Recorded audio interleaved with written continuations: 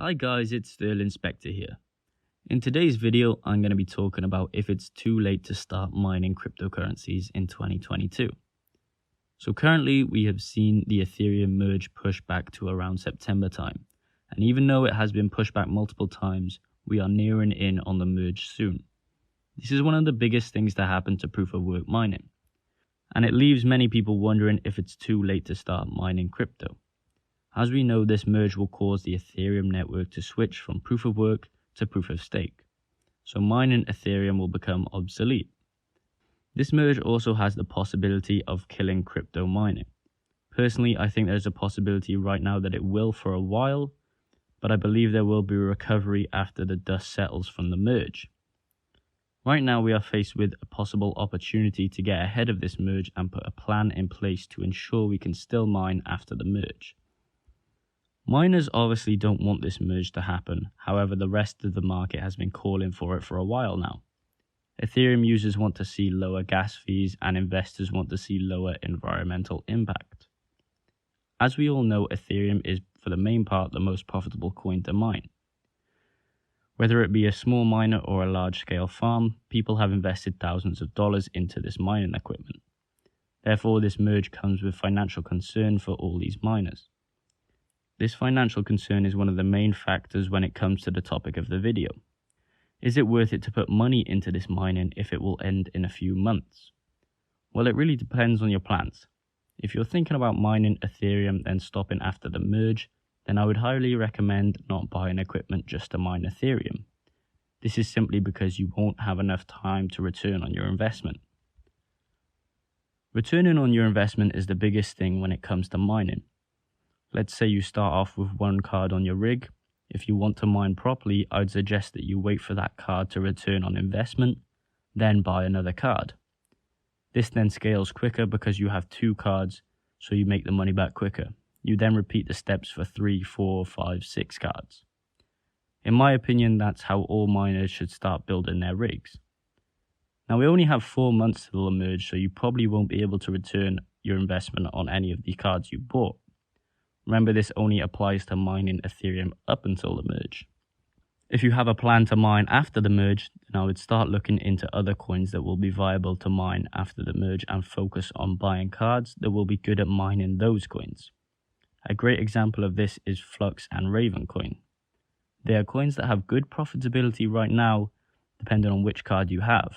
They can produce profits that even rival Ethereum. For example, FLUX has had an explosion in price over the past few months, and at some points has been more profitable than Ethereum. However, the 20 series cards are the best at mining this coin. So if I was building a rig that was focused on FLUX, I would look to get 20 series cards instead of going for cards that are good at mining Ethereum.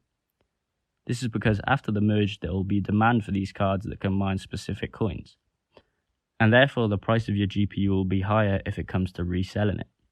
This is an opportunity for new miners to build rigs with the merge in mind, whereas a lot of large miners have ETH-specific hardware with thousands of dollars of overhead. Now the merge will also cause GPU prices to fall as we've seen over the past few months. We probably won't see the rock bottom prices of the last bear market, but GPUs and other hardware will have a major decrease in price. If you're new to mining, you can take advantage of these falling prices and get the hardware for a reasonable price. This is what I'm going to be doing to increase the size of my rigs, and hopefully taking the risk will reward in the future. The price for GPUs have dropped massively in the last 5 months, and a lot of GPUs can now be purchased for close to MSRP. I think this price will continue to fall as a lot of people's GPUs will be on the market soon. This will create a massive amount of GPUs to flood the market, and they'll be definitely sold under MSRP in the future. So next I want to talk about the future of staking when it comes to new miners, because there is an opportunity with this merge to make more Ethereum on top of the Ethereum you've mined. If you are thinking of getting into mining now, I would also have a plan in place to stake the Ethereum you mine. For example, if we have 4 months left, I would start mining Ethereum and build up as much as you can before the merge happens. We then take this bag of Ethereum and start to stake it into the network. This over time will return extra Ethereum. It will be a small percentage at around 6% depending on which staking pool you use. However, when you compound this 6%, your Ethereum will be worth a lot more in the future. So my advice would be not to sell at the merge, but to stake the coins you've mined. This can also be done with coins like FLUX. They offer a way of staking through their node system. Basically, after you've mined a certain amount of FLUX, you can buy a node with these coins. And this node will return coins in the future to a similar fashion of staking. This is because when a block is mined, half the reward goes to the miner and the other half goes to the node. Now the return on investment for a node is slightly longer than a GPU, but it's more reliable stream of income. This is because it doesn't require you to mine and you'll always get a chunk of the block even if you aren't mining. Next, I want to talk about the future after the merge in terms of mining different coins. So if you're a new miner, I think you should get an idea of what will happen to mining after the merge. So Ethereum has a lot of hash rate on their network, and this hash rate will be spread out over all the other proof of work coins. So currently Ethereum has 990 terahash on the network. All that hash rate has to go somewhere after the merge, so it will probably go over to other coins. However, Ethereum also has ASIC miners on their network and they won't be able to mine anymore. So when they go, it will wipe out a good chunk of this 990 terahash. So just by estimating, we can say that around 50% of the hash rate will be wiped out. Now this leaves us with around 440 terahash left. There is also another factor that comes into play, and this is that people will end their mining with Ethereum. Many miners might choose to stop mining when the merge happens. As we've seen, a lot of people are just mining Ethereum because it's the end of proof of work for the coin.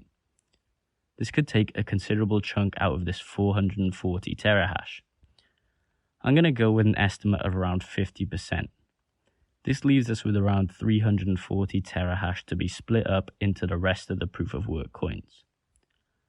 Now I know it won't be an even split into these coins, so most likely the top coin will have a larger hash rate and the smaller coins will have less. This will for the most part cause profits of coins to be negative. However, over time I think we will see a fluctuation between the top coin to mine as the hash rate hits the network. This will be massive for every coin that reaches the top. Even though this hash rate will hit other networks, I believe that coins will produce profits, but they'll be nowhere near that of the profits of today. It is also a fact that many miners will stop mining as it won't be profitable anymore. This will cause profits to go up as less people will be mining. Lastly, we need to take into the account the price of these other proof of work coins. If their prices go up, we could see more profit from the coins. For example, FLUX is sitting at around $1.50 per coin. If the price shoots up in the next couple of months, it could be around $10 a coin. This would allow for more profits from that coin when mining. I know some people might say it's impossible for these proof of work coins to increase dramatically in price, but we have seen time and time again that the crypto market is very volatile and can shoot up at any time and cause massive price spikes. Lastly, let's talk about exit strategy. It's important to note that if you're a new miner, you should start out with low costs. If you can, you should use old hardware if you have it and not go for the more expensive newer hardware. This will make it harder to scale quicker, but will allow for you to pivot or stop if the mining landscape decides to change course. This is part of an exit strategy. So if all goes wrong, you have successfully limited the risk of losing a lot of money. There is nothing wrong with starting slow when it comes to mining. It's all part of the process. It also takes time to learn new skills and knowledge in mining, and growing slowly will teach you these lessons over time. For example, if you bought loads of cards and found out that your power supply doesn't work with the cards, then you'll have to buy another card or power supply. This could take up a lot of time, and if you took it slow at the start, you would have learned the lessons about these things. So taking time to learn things will help you out in the future. So as long as you guys can get a small amount of coins mined before the merge, then I'd go ahead and start mining. But remember to start slow and have a plan in place on how you're going to grow your rigs before and after the merge. Even though the market is volatile and the merge is threatening to kill profitability, I still think there's opportunity for newcomers. As long as you can capitalize on the advantages that the market is offering, then I think as a new miner, you'll come out of next year with some good hardware, some good crypto knowledge, and just a little bit of crypto. Now, if you guys are new to mining and need any help with setting up your rigs or problems you're having when mining, then I'm here to help. I have a Discord server where I help with anything to do with mining, including problems or just general crypto talk. The link for that is in the description, so feel free to put your questions in there. Don't forget to like this video and subscribe for more content like this.